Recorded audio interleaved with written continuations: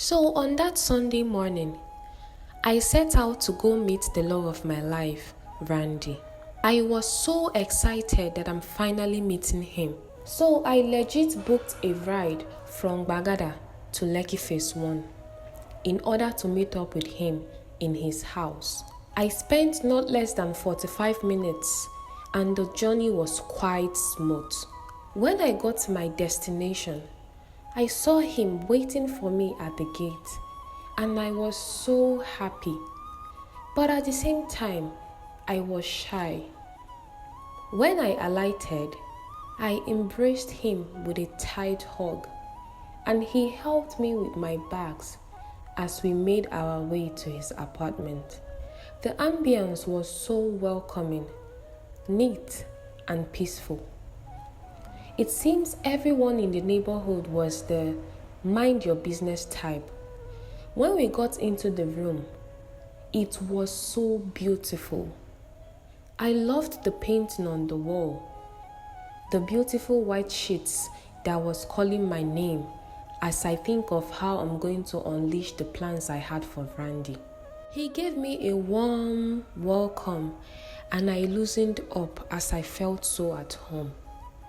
He offered me food, snacks, and drinks. I ate to my satisfaction while I was having the best time of my life. We talked about life, work, and the challenges we the youths are facing in the country as it keeps getting tougher every single day. Randy was everything I imagined. He was even more handsome than his pictures. His sense of reasoning was out of this world. I couldn't get my eyes off him. Indeed, I was swimming in love. That night was a night I can't forget in a hurry. Randy led me to his bedroom and we made love. Our body entwined in a passionate dance and I felt like I was in cloud 9. Indeed, it was a night to remember. When we were done, I fell asleep in his arms as Randy's gentle snore was a comforting sound. It wasn't until morning when I woke up to an empty bed. Then I realized something was off. Randy was nowhere to be found. My phone, ATM cards, my expensive hairs and bags were nowhere to be found. Panic began to set in as I scrambled out of the bed, searching every nook and cranny for my belongings, but they were nowhere to be found.